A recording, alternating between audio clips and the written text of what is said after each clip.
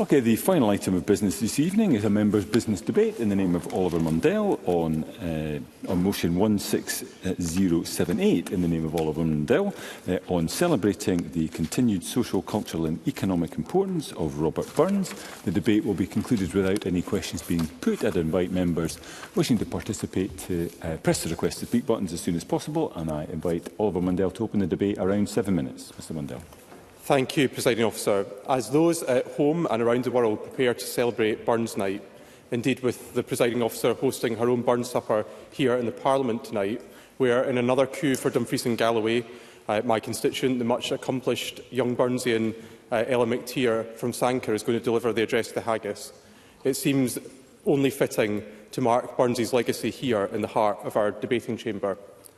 Having listened to Sheena Wellington's rendition of A Man's a Man, accompanied, I think, by the end by Christine Graham and many others, from the public gallery at the opening of this new Scottish Parliament in 1999, I often wonder what Burns would have made of this place. Or would some power the giftie gie us to see ourselves as others see us? It would from mony a blunder free us and foolish notion.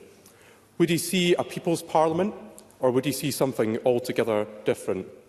I suspect there are many aspects of Holyrood and its inhabitants that would have fuelled his rich political satire. His own views in politics have, of course, been hotly debated and applied to many issues of the day over the years. So too has his identity. Does he belong to Ayrshire or to Dumfries and Galloway, where he remains to this day? And of course, this year, the hot take at Burns suppers and in homes across the Dumfries and Galloway region is whether or not Burns would have been for or against a new national park. Would he have lined up with his fellow farmers or stood in solidarity with the wee coorin timorous beastie? These sort of debates get a lot of attention, but I believe it would be wrong to dwell on where Burns divides. Instead, in a world that often seems more divided and tribal than ever, the enduring appeal about Burns is that he finds something to offer everyone. His universal appeal and his ability as a poet to reach beyond simplistic points of view is arguably his greatest gift. You only have to look at the research from the University of Glasgow's Centre for Robert Burns to see just how this translates into the real world and the influence Burns has, and dare I say it, the commercial value he offers to Scotland. The Pittock report is a great place to start for anyone doubtful of just what potential there is in this space. And anyone like me with a school-aged child will know the reach of Burns at this time of year and the importance Burns has as a focal point within schools for Scots more generally, broadening interest and keeping many words and stories alive. Indeed, I am very proud of my eldest daughter, Isla, who has volunteered to recite a Scots poem at our school assembly on Friday. Listening to her practice and learn the words of JK and Anne's Mince and Tatties has brought joy and sparked an interest in her that I hope will last a lifetime. It also brings back fond memories of my own introduction to Scots language poetry and Burns himself sitting at the kitchen table with my mum. It's sad, therefore, and this is the only negative point in this speech, to note that this year has seen the downgrading of Burns within the higher English curriculum. I'm not sure what this says about us as a nation and what we believe is valuable to hand on to future generations, but it certainly raises for me at least serious questions about how we see ourselves. If we cannot learn from Burns the man and Burns the poet, if we cannot understand him as a creature of his time and one with a vision beyond it, what does that say about our country? Now to the positives. Members across this chamber who have sat here in years gone by would be forgiven for falling off their chairs at what I'm about to say. But I want to take a few moments to sing the praises of Joan McAlpine. And there are many Burns songs that would fit the bill, but you'll be pleased, Presiding Officer, that I'm not going to do any actual singing. If I did, there would be a real danger of repeating an incident involving Burns himself, where he ended up snowed in a pub in Ecclefechan, of all places, known locally as the Fechan. And he described in the letter the pain of listening to a barmaid sing as being like an old sow meeting the butcher's knife.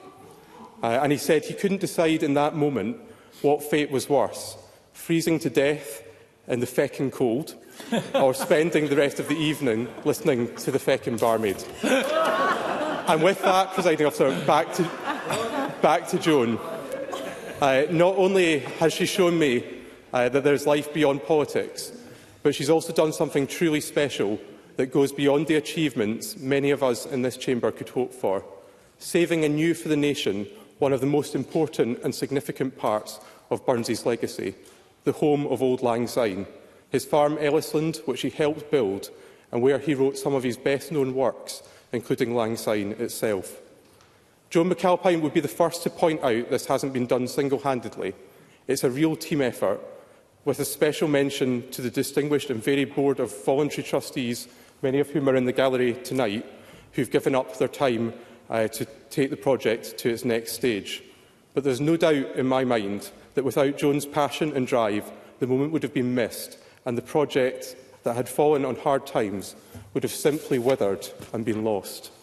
Instead, we now see an ambitious initiative which aims to breathe new life into Burnsley's legacy and create a world-class visitor destination that, when realised, will be a game-changer for the regional economy across Dumfries and Galloway and deliver a Burns Trail in South West Scotland worthy of his name. I'm hopeful this is a project the Scottish Government will continue to support through its agencies and through its influence with wider stakeholders to build on the initial funding and backing we've seen already from the South of Scotland Enterprise Agency, the Heritage Lottery and the Hollywood Trust, amongst others.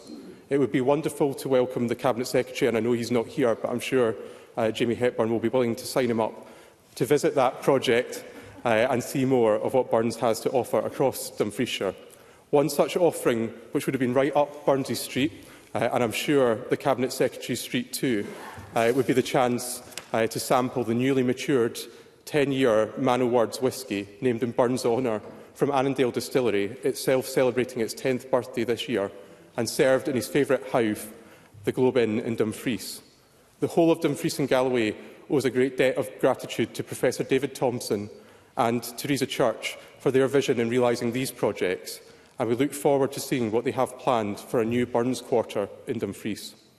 There are, of course, endless other projects and events relating to Burns that I could mention, but I want to leave the final word with a Big Burns Supper in Dumfries, which has been revived this year after some funding challenges. Putting on this spectacle seems the very least we can do for a man who continues to inspire and who has done more to promote Dumfries and Scotland than anyone else. Presiding Officer, a Scotland without Burns would be one less colourful, less rich and more divided. We ignore his literary works and social, cultural and economic value at our peril. Thank you.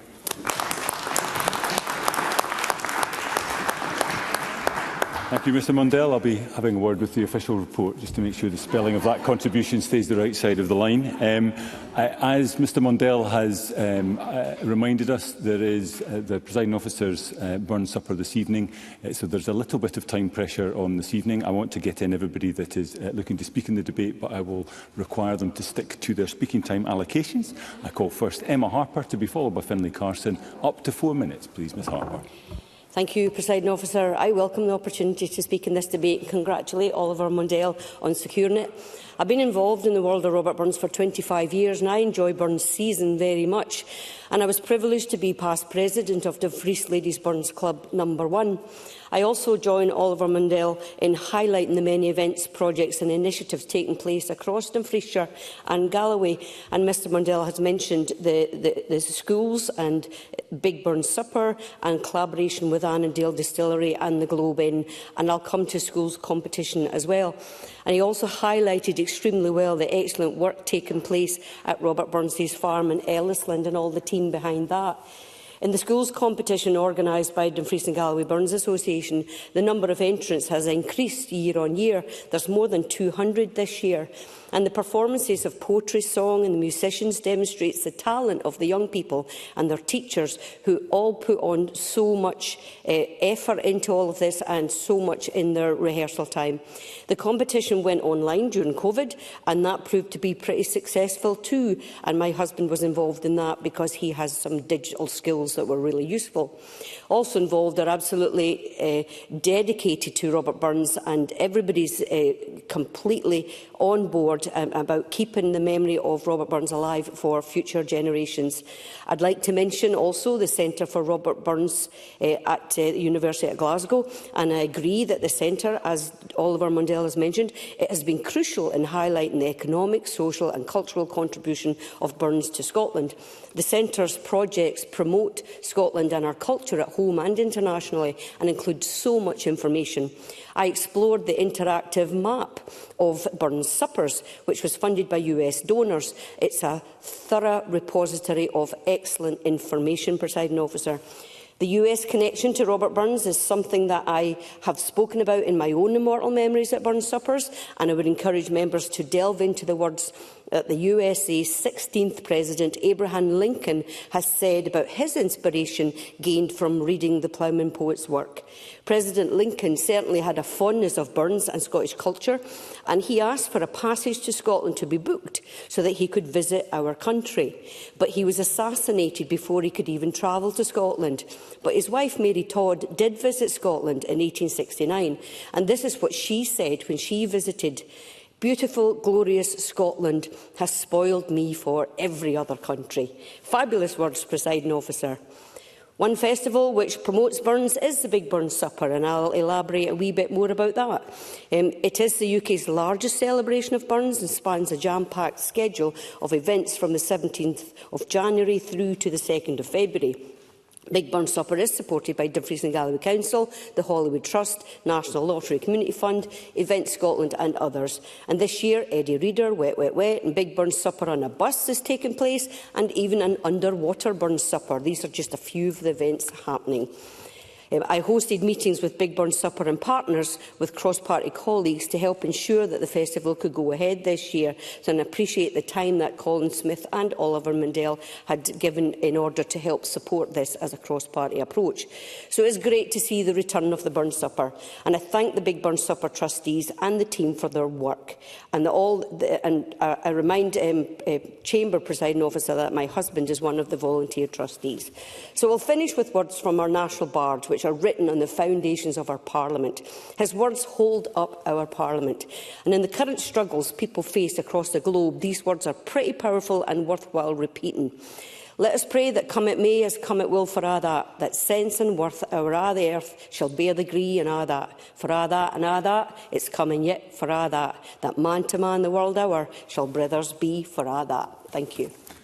Thank you, Ms Harper. I now call Finlay Carson to be followed by Neil Bibby. Up to 4 minutes, Mr Carson.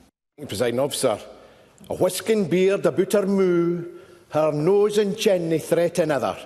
Sick a wife as Willie had, I wouldn't gie a button for her. Now, don't worry, Presiding Officer, I'm not referring to anyone in the chamber here, of course. It's Willie Wassell's wife. And at least twice a week, I'm reminded of my favourite Burns poem when I pass the Lincoln Dodie road end on my way to and from Parliament. And they live a stone's throw from where Robert Burns penned Scots Wha Hae and Gatehouse of Fleet and the Selkirk Grace in Kirkcudbright. So I'm delighted to congratulate Oliver Mundell on securing this timely debate, which presents us with the opportunity to reflect upon the enduring legacy of Robert Burns as Scotland's national bard. Burns's influence transcends time, touching our social fabric, our cultural heritage and economic landscape in countless ways.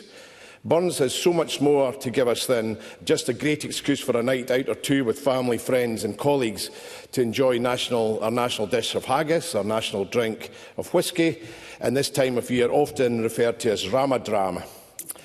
So I'm looking forward to the Presiding Officer's Burns Supper tonight, where members of Scotland's Consular Corps from across the globe will enjoy Burns's verse and song. And on Friday I will join my erstwhile friend Graham Bell, the chairman of Castle Douglas Burns Club, a club of which I've been a member for over 41 years and was a chairman at one time, where we celebrate our 95th supper. So Burns has left a profound social legacy that extends far beyond his literary contributions. Burns was a champion of the common man, highlighting the struggles and aspirations of ordinary people, and his works such as To a Moose and A Man's a Man for a' that reflect his empathy for the common folk and his advocacy for social equality. He was an advocate for social justice, often addressing themes of social justice and human rights. His progressive views on issues such as gender equality and social reform were ahead of his time and continue to inspire social movements today. And on the 25th, people around the world will celebrate Burns Night with traditional Scottish food, music and poetry. These events not only honour Burns' legacy, but also foster a sense of community and cultural continuity. And at these events and at other significant life events, we will sing, as we've heard, Auld Lang Syne. The Saving the Home of Auld Lang Syne project at Ellisland Farm, where Burns penned this iconic song, exemplifies our nation's commitment to preserving his legacy. And this initiative aims to restore and adapt the historic site, ensuring that future generations can experience the landscape that Burns inspired. The Robert Burns Ellisland Trust, as we've heard about tonight, and I also welcome members of the Trust to the Chamber. Through immersive visitor experience, and they are promoting and preserving Burns' heritage. They've got artistic residencies, educational programmes, and the Trust brings Burns' values into the 21st century. The creation of a centre for song for Ellisland, housing original manuscripts and artefacts, highlight Burns' rich musical legacy, which inspires future generations. I'm not going to repeat what we've already heard about the Big Burns Supper. The only thing I'm going to say, my daughter, 5-year-old daughter Rowan, has also been practising her Burns and will perform at some point at Twynham Primary next week. So when it comes to the economic impact, I also want to highlight the Robert Burns Ellisland Trust once again in their efforts to develop new income streams and create a world-class visitor destination to contribute to the local economy. The Trust's innovative projects such as All Acquaintance Cottage and Minecraft Ellisland attract visitors and generate revenue. Of course, Robert Burns' contribution to Scottish culture are immeasurable. His use of Scottish language and his celebration of Scottish culture have made him a symbol of national pride. His songs and poems are integral to the Scottish economy. Presiding Officer, in conclusion, the legacy of Burns can be seen everywhere, from our village bowling club Burns Supper to the work of Burns Ellisland Trust, vital in ensuring that Burns' legacy continues to thrive. These efforts are not only safeguarding the poet's former home, but also creating opportunities for future generations to be inspired by Burns. As we celebrate Burns, so do we celebrate our social, cultural and economic landscape. So let's reaffirm our commitment to preserving and promoting his legacy for generations to come. Thank you, Mr Kirsten. I will require members to stick to their speaking allocation, if at all possible. I call Neil Bibby to be followed by Stephen Kerr. Up to 4 minutes, please. Thank you, Presiding Officer, and can I thank Oliver Mundell for bringing forward this timely debate to celebrate the continued social, cultural and economic importance of Robert Burns. This Saturday, people across Scotland and the world will celebrate Burns Night. It's an opportunity for people to pay tribute to the life and influential work of Robert Burns, Scotland's most famous and esteemed poet, 266 years after his birth. Like many of us, I fondly remember first learning about Burns as a child in primary school, where I quickly understood his significance to our country. I'm pleased my own children are now learning about our national bard. And I was also pleased in November to take them to Alloway Cottage, where Burns was born and spent the early years of his childhood, as well as the Robert Burns Birthplace Museum. These visitor attractions are vitally important. And on that note, Presiding Officer, I would like to join Oliver Mundell and others in praising the work of Joan McAlpine and her team on the important work they are doing to progress the Ellisland Museum and Farm project. Ellisland Farm was the first family home of Robert Burns, and it clearly has significant importance. The project clearly has got huge potential, and I wish everyone well with their plans. I know from visiting Dumfries more generally with the Culture Committee last year just how important Burns' legacy is to the whole community. Presiding Officer, my own hometown of Paisley, we have the Paisley Burns Club, which was founded in January 1805 and is therefore celebrating its 220th anniversary this year. The first secretary of the club was his fellow poet Robert Tannahill, who was inspired by Burns to follow in his footsteps. It's vitally important that we continue the legacy of Burns as well as Tannahill, so we can inspire young people to learn about our history and get involved in poetry and music. Presiding Officer, I commend the work being done to commemorate Burns in our primary schools by Burns clubs at home and abroad, and at places like Alloway Cottage, the Burns Birthplace Museum and Ellisland Farm. This work shows the importance of Burns to our culture and heritage. However, as Oliver Mundell said, Presiding Officer, it was deeply disappointing to hear recently that the Scottish Qualifications Authority have recently downgraded Burns in the curriculum, citing interest being on the wane in our schools. I raised this with the Cabinet Secretary for Culture at the Culture Committee last week, and he's since written to me denying there has been any downgrade. Burns famously said, "Facts are chiels that when he ding." Well, ding dong, Presiding Officer, because you can only come to the conclusion that there's been no downgrade if you ignore the fact that the SQA have made the sad decision to remove Burns as a standalone author in the higher English curriculum. And it's one that has angered many who don't believe we should be cutting away the foundations of Scottish literature and believe it is a slight on Scottish culture. It has angered many that believe that it is wrong that we have our very own people's poet who is recognised internationally, but sadly less so now by the Scottish Qualifications Authority in his own country. Graham Bell, who has already been mentioned, chairman of the Castle Douglas Burns Club, has told me that this decision is very disappointing and has commented that Burns's values and humanity are things that this modern world needs reminding of, and schools are the perfect place. Marilyn Rowan, committee member of the St Andrews Burns Club, also told me to say that we as members of St Andrews Burns Club are extremely disappointed with this change to the curriculum is a gross understatement. Presiding Officer, Burns famously wrote, "There is no such uncertainty as a sure thing. We should not just assume that the legacy of Burns will live on for future generations. His writings have shaped our history and the Scotland we live in today, and that's why we must work together to support organisations like Ellisland Farms and our Burns Clubs to ensure our schools, our young people have every possible avenue to learn about one of Scotland's greatest sons." Thank you. Thank you, Mr Bibby. I now call Stephen Kerr to be followed by Ben McPherson. Up to 4 minutes. Mr Kerr. It's a real pleasure to be able to follow Neil Bibby, and I agree with what he said about the curriculum. I'm going to come back to that in a moment. But I do want to first congratulate my colleague Oliver Mundell for bringing this debate to the Chamber, and what better time could this debate have come to this Chamber? Well timed.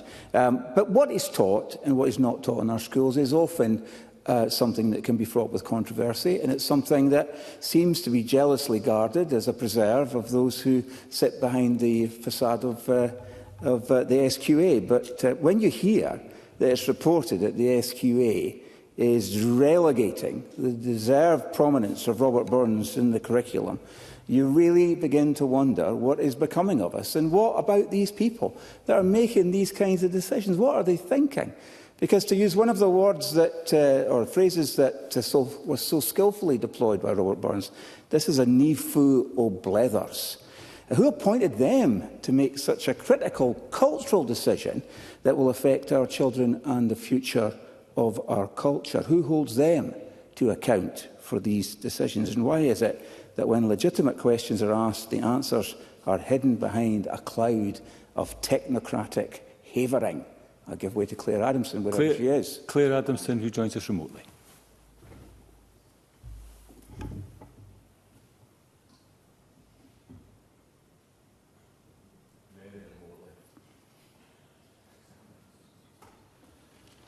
My microphone's not coming on.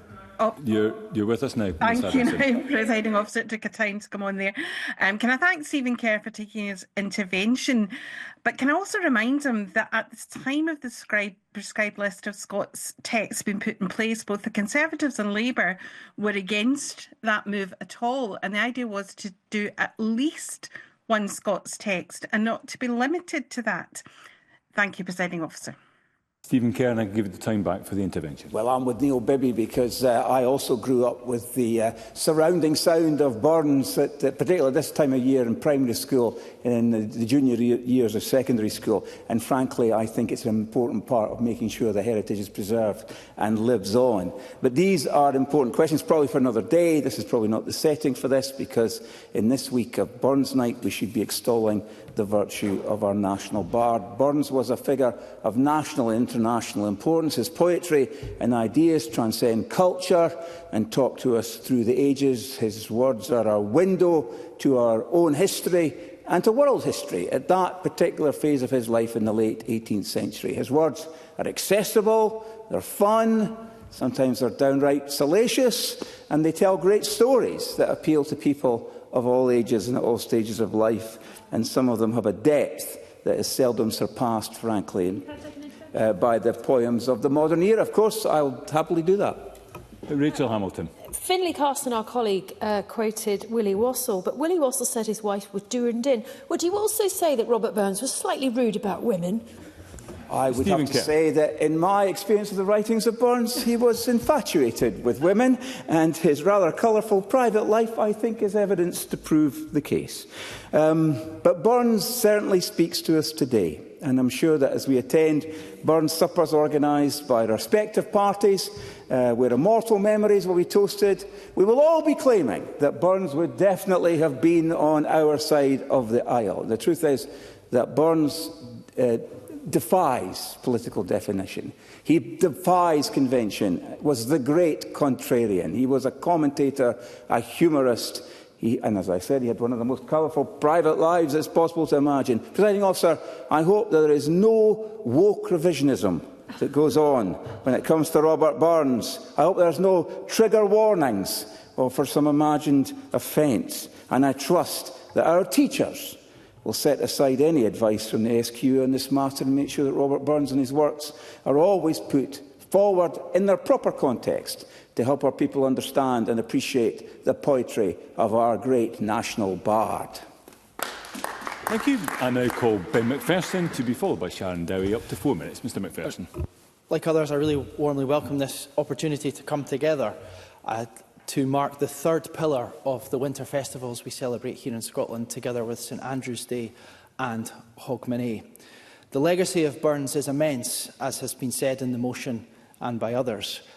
Every week I am reminded of this as the statue on Constitution Street in Leith looks onto my constituency office. Indeed, there are statues of Robert Burns all over the world, only matched by Taras Shevchenko from Ukraine in that footprint internationally. For myself, though, as well as the passion that there is for Burns in Leith and North Edinburgh and around the world, my connection with our national bard is also personal. My father, from the small town of Crosshill in Ayrshire, was always speaking passionately about Burns throughout my childhood and continues to this day.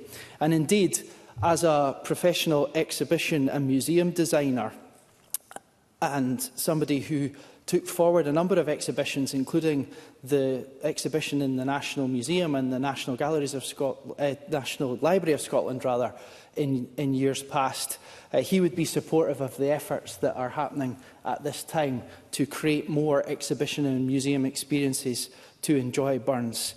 And indeed, what my father's experience of that period also developed in him, as Burns has done with many others, was a passion to write in Scots and to use the style of Burns to express his own messages and things that he thought were important.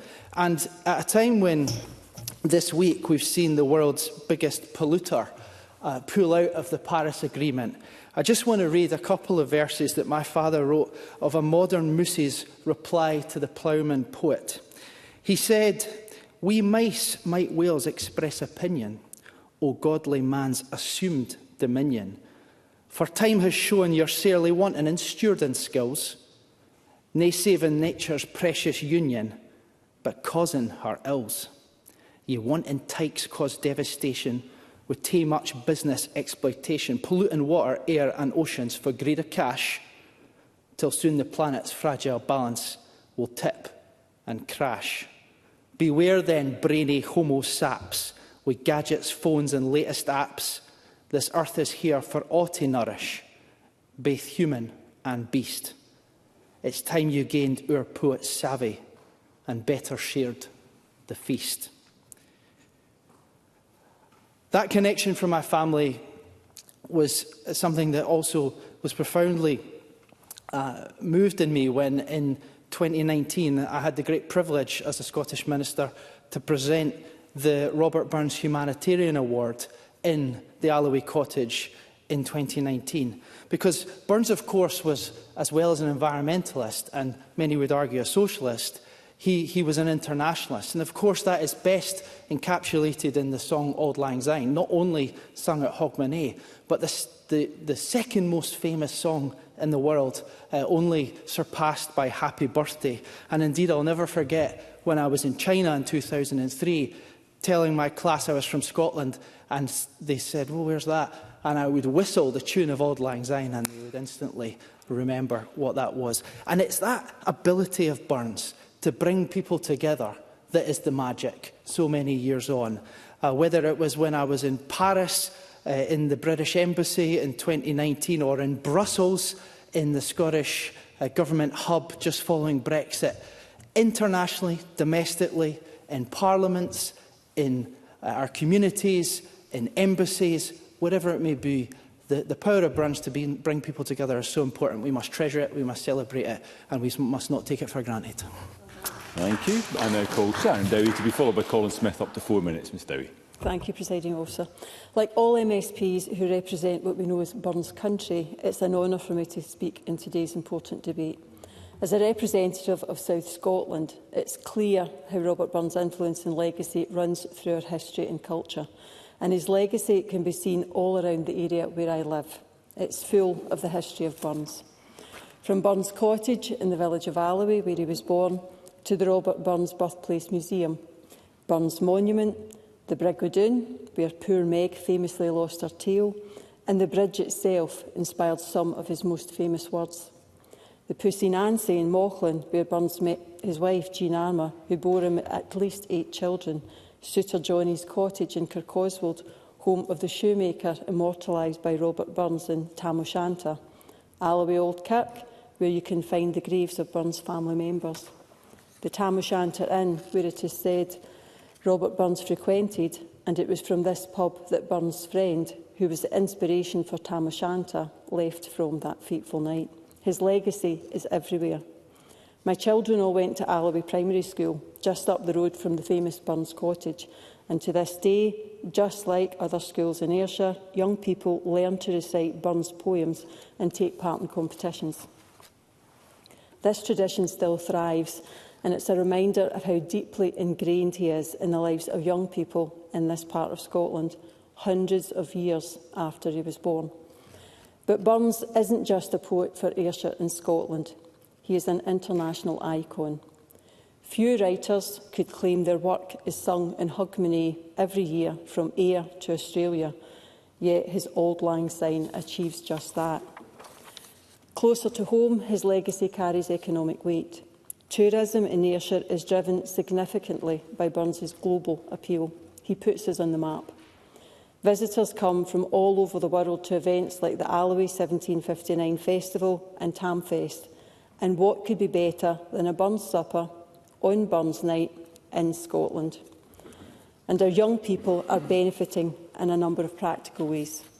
For instance, pupils from Kincaidstone Primary in Ayr recently created a new guided walk at Burns Cottage as part of a National Trust scheme to develop career skills and improve access to heritage. Free talks are taking place at the Burns Birthplace Museum throughout 2025. They proved so popular in December that they sold out. And if you do want to attend one of their talks, I can confirm they do excellent coffee and homemade scones. In Mauchline, there is also the Robert Burns Blue Plaque Tour, taking in various places of interest. Presiding Officer, we spend much time in this chamber in heated debates and disagreeing about a range of different policies and political priorities. And I can imagine if Robert Burns were alive today, he'd be in the thick of heated debates. In fact, given his infamous reputation, he may possibly have been the subject of many a heated debate. That said, it's very welcome that we can all come together in chorus for this important topic and highlight the legacy of his work and genius. A farmer's son, inspiring generations in arts and literature, providing endless entertainment and enjoyment through the decades, is a truly great thing. It's been a privilege to speak on this important topic, and I'm delighted to give my support to Oliver Mundell's motion. Thank you. Thank you, Ms Dowie. I now call Colin Smith to be followed by Craig Hoy. Up to 4 minutes, Mr Smith. Thank you, Presiding Officer, and thank you to Oliver Mundell for his excellent motion, which provides this timely opportunity, not just to celebrate the rich cultural contribution of Robert Burns, but that enduring social and economic legacy and the future potential of our national bard. Prior to being elected to this Parliament, I had the pleasure of representing Nith Ward on Dumfries and Galloway Council and chairing the Council's Economy Committee. And I remember about a decade ago launching in the footsteps of Burns trail promoting the breadth of the physical legacy of Burns' time in my hometown of Dumfries. That trail, of course, included St Michael's Kirkyard, where Burns was laid to rest at the far too young age of 37. And I remember a visit to neighbouring St Michael's Primary School when pupils were asked what Dumfries was famous for. One wee lad answered quick as a flash, "It's the death place of Rabbie Burns." Well, he maybe wasn't wrong, presiding officer, but of course it's also where Burns thrived and lived for, albeit far too short a time. That trail takes you past the wonderful statue of Jean Armour, Burns' beloved and loyal wife, to the house Burns lived on in Stinking Vennel, fortunately a street that's had a name change since Burns' time. It then works its way to Scotland's oldest working theatre, the Theatre Royal, where Burns was a frequent visitor, and to his favourite Hulf, the Globe Inn, where he was an even more frequent visitor, a Burns tradition that I've followed for many years. Although I suspect if I had edged verses on one of the Globe Inn windows as Burns did, I'd have been barred rather than have it displayed. But the ownership of the Globe Inn now sits with David Thompson and Teresa Church, the owners of Annandale Distillery, who have a real vision for a Burns quarter in Dumfries, including a visitor centre. But that Burns' footsteps go beyond the town. It goes to the Brough Well, renowned for its healing qualities, although, in truth, bathing in the freezing waters probably did Burns more harm than good. And, of course, those footsteps lead to Ellisland Farm, the home that Burns built from 1788 to bring together his family, as Neil Bibby said, for the first time, and where he penned arguably his finest works, including Auld Lang Syne. Ellisland Farm is already well worth a visit, and if you haven't been, please do go. But the plans by the Ellisland Trust to preserve Burns' legacy by widening access with more events, artist residencies, educational opportunities, and ultimately by creating a world-class visitor attraction have the potential to be truly transformative. And I give the Trust, led by Joan McAlpin and our staff team who are here this evening, Adam, Sarah and Elsa, along with a number of trustees, my full support on their journey, and it's great to hear that support in the debate tonight. Because, Presiding Officer, the potential is enormous. That will need ongoing support from the Government and other agencies, not just at the development stage, but also in the future to deliver that potential. In the meantime, Presiding Officer, there's already much to see in Dumfriesshire when it comes to Burns, including, as we've heard, the fantastic Big Burns Supper.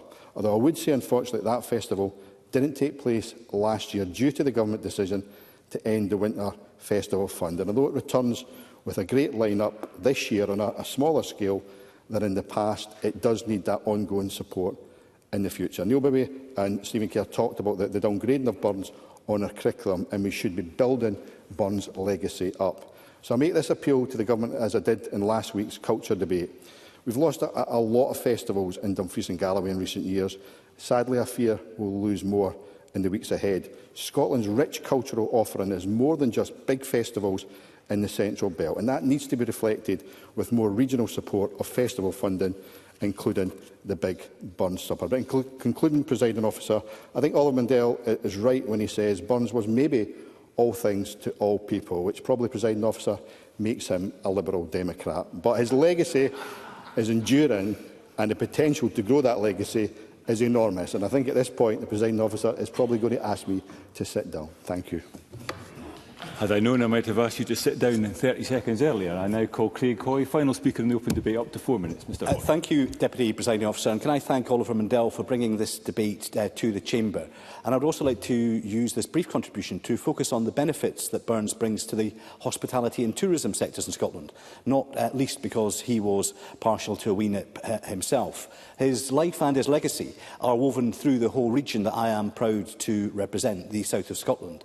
And this draws tourists from to the south and brings together locals and visitors alike, particularly at this time of year where we gather together to celebrate the life and work of Robert Burns, not just here in Scotland, but as I found when I lived in Asia, right across the world. But nowhere are we more likely to keenly celebrate the life of Robert Burns but in the south of Scotland. In Alloway, in Ayrshire, Robert Burns' Birthplace Museum is just a short walk from Burns Cottage, and it celebrates Burns' life, work and legacy. And one of the most poignant items on display in the is the William Burns family Bible, which lies open on a page on which William has understatedly written, "Had a son, Robert, 25th of January 1759. And Dumfries, of course, we've got the Robert Burns Centre in a former mill building by the River Nith, which is also a film theatre showing the best in contemporary cinema. And today, as many of my colleagues did, I also met with the trust team Ellisland Museum and Farm, who have set out a bold vision to save the home of Auld Lang Syne, to create an enhanced visitor attraction with accommodation and a focus on arts and education.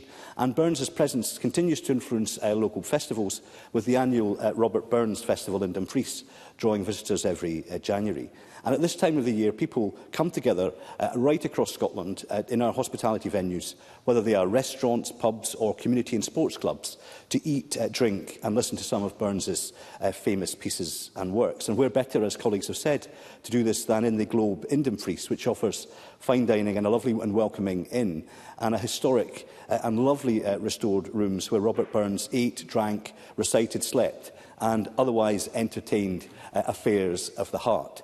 Presiding Officer, the life and works of Robbie Burns offer a welcome boost for the hospitality industry at what is genuinely a very difficult time for it. And this January, those Burns suppers, which are much needed by our pubs and restaurants this year, I believe, more than ever, because the sector faces very, very difficult times, in part taken because of decisions taken by the SNP government this year in relation to support for the hospitality sector. In fact, I would say that this January, the memory of Robert Burns is probably doing more to support and sustain Scotland's hospitality sector than its present-day government. But before I close, I'd like to highlight another connection to Robert Burns, his younger brother Gilbert, who lived in Bolton, a tiny hamlet very close to the town of Harrington in East Lothian. He was a well-known figure in the town, and in 1808 became an elder of the beautiful St Mary's Church in the town. And indeed, Agnes Burns, Rabbie's mother, was buried alongside her son and daughter Annabella in the parish kirkyard within a railed enclosure which still draws visitors to East Lothian today. And every year, local publican Paul Kinnock at the Tyneside Tavern remembers both Rabbie and Gilbert at the Grants Braes Burns brunch. Try saying that after a couple of nips. It is a jolly lunch, and I've had the pleasure to chair it in the past and attend it most years, where pub regulars get together to remember the great man and, of course, his wee brother too. Presiding Officer, Rabbie Burns was a pub man. Just a stone's throw away from here, he visited the Sheep's Head in Duddingston and the Beehive in the Grassmarket. I suspect in the latter a pint is considerably more than it was, and that's again why I would urge the Scottish Government to make sure they give support to Scotland's hospitality sector. Burns' life and legacy are intertwined with the hostelries of South Scotland. He continues to contribute much to our tourism and hospitality sector, and that's why I welcome Oliver Mundell's debate and his motion today. Thank you, Mr Hoy. I now call on Jamie Hepburn to respond to the debate. Minister, around 7 minutes, please. Thank you, Presiding Officer. That other Scots poet, Hugh MacDiarmid, was once moved to write of Robert Burns: "Mere nonsense has been uttered in his name than honeys, barren liberty and Christ." I cannot earnestly say what he might have made of this evening's debate, but my own assessment is that it has been a good one. So on that basis, I'd like to join with others in thanking Oliver Mundell for bringing forward his motion for debate as we approach Burns Night this weekend. That evening is, of course, not only a much-loved celebration of our great bard, but it has its roots in community. Indeed, the first Burns Supper was held in July 1801, when 9 of Burns' close friends got together to mark the 5th anniversary of his death.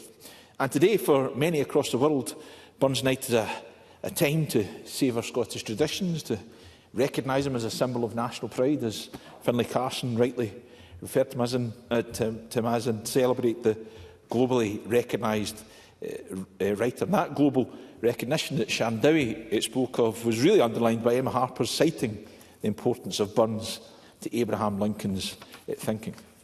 The traditional Burns Supper season is one that I suspect many of us will honour ourselves this year, perhaps starting with the Parliament's Burns Supper this evening. And, President Officer, I can say that tickets to the Cumbernauld SNP Burns Supper on the 8th of February are still available for sale. Colleagues are welcome, perhaps some more so than others, but if people would like a ticket, they can let me know. But whatever may take each of us to any such event. It is right to mark the life of a person of such significance to our country's history. It's for no small reason that the centrepiece of any Burns supper is the immortal memory in honour of them. Presiding Officer, estimates suggest that more than 40 million people consider themselves to have Scottish ancestry, but our diaspora goes beyond bloodlines. The Scottish Government continues to nurture its Scottish connections and engages with Scotland's diaspora with key heritage events around the world, such as Burns Night. Burns Night provides the Scottish Government international network with invaluable opportunities to promote Scotland's international interests, showcasing Scottish traditions, the best of Scottish produce, culture and values, and Scotland's a great destination for tourism. A programme of events will take place across Scotland's international network, allowing colleagues to engage with varied groups across Scotland's broad diaspora communities, including heritage diaspora, global Scots and alumni, as well as trade partners and other in-country stakeholders. The Cabinet Secretary for Constitution, Culture and External Affairs will attend the events in Brussels and Bergen. Closer to home, just as Oliver Mundell has set out, other colleagues have set out, I'm delighted that the Big Burns Supper is now back, bigger than ever and extending over 3 weekends. I note with particular interest the inclusion of an underwater Burns Supper that Emma Harper mentioned. I've been to many Burns Suppers, Presiding Officer, that have involved more liquid than is probably good for those in attendance, but perhaps not quite in that vein. But I do think it is testament to our Scottish culture that we can constantly innovate our traditions. The Scottish Government is committed to ensuring Scotland continues to enjoy a thriving culture sector, with this year's budget taking us halfway towards meeting our commitment of investing an additional £100 million a year in the sector by 2028-29. Our culture, including Robert Burns, continues to draw visitors to Scotland from around the globe. There were 234,000 visitors to Robert Burns-related attractions in Scotland in 2023, 70% higher than the previous year. The power of Burns as a driver for our economy is illustrated by a 2020 study by the University of Glasgow, mentioned by both Oliver Mundell and Emma Harper, which estimated that Burns contributes over £200 million to Scotland via tourism products and festivals each year. And I'll give way, I think it was to Mr Carson. Finlay Carson. I very much appreciate you giving way, and also appreciate your glowing testimony of Robert Burns and influence in Scotland. But do you not agree it's a load of pains, tripe and therm that QMS have downgraded the influence of Burns in Scottish education? Through the Chair, Minister. Well, I think that was a reference to the SQA. He mentioned QMS. But what I can say is that the Scottish Government, of course, does not prescribe which texts or resources should or should not be used to support learning. The SQA has advised that Burns remains a vital part of Scottish texts, including options for Highland English. It's included at National 5. And in addition, I thought it was interesting that Mr Kerr wanted teachers to ignore guidance from the SQA, but SQA has assured teachers that any texts, including works by Robert Burns, can still be used for the critical essay in National 5 or higher English courses. I don't have a lot of time, I think, Presiding Officer, but I will give way to Mr McPherson. Just very quickly, does the Minister agree with me, as was emphasised by Oliver Mundell, that we should all collectively appreciate the amount of primary school children that learn about Burns at that stage of their life, and I will indeed be doing that this week? Minister. I absolutely agree with what Mr McPherson has just said, and indeed Emma Harper referred to an extensive range of activity through schools competitions that should absolutely be celebrated. Turning back to the remarks I was hoping to make, I am also very delighted to hear of the progress at Ellisland Farm. I commend Joan McAlpine, a former colleague to many of us, who I'm very pleased to see in the gallery this evening, on her vision and leadership, as well as the wider work of the Burns Tourism Partnership. And I understand that Richard Lochhead will be visiting Ellisland Farm later this week. It is poised, of course, to become an international destination, artistic and literary source. It is, of course, the farm that Burns himself built and where he wrote much of his work, including Tam O'Shanter. And having mentioned Tam O'Shanter, it would be remiss of me, because we've focused on Dumfries and Galloway an awful lot. I think there was reference to Ayrshire. We should refer to Ayrshire, of course, as well. Presiding Officer, it would be remiss of me not to commend a visit to Rozelle House Museum and Galleries, where you can see a display of a series of fantastic paintings by Alexander Gaudi depicting the poem. I was able to see these first-handed before the recent Travelling Cabinet held in Ayr in November, and would suggest that colleagues visit if they haven't had the opportunity to do so. I'm not sure how imminent the Selkirk Grace is at this Burns Supper, Presiding Officer, but if I have time, I will give way one more time. I think they'll hold on. Oliver Mundell. Thank you, Minister. Before we moved on too quickly to Ayrshire, I just wondered if we could get on the record the Scottish Government's absolute commitment to Stage 2 at Ellisland to find that funding to realise the vision.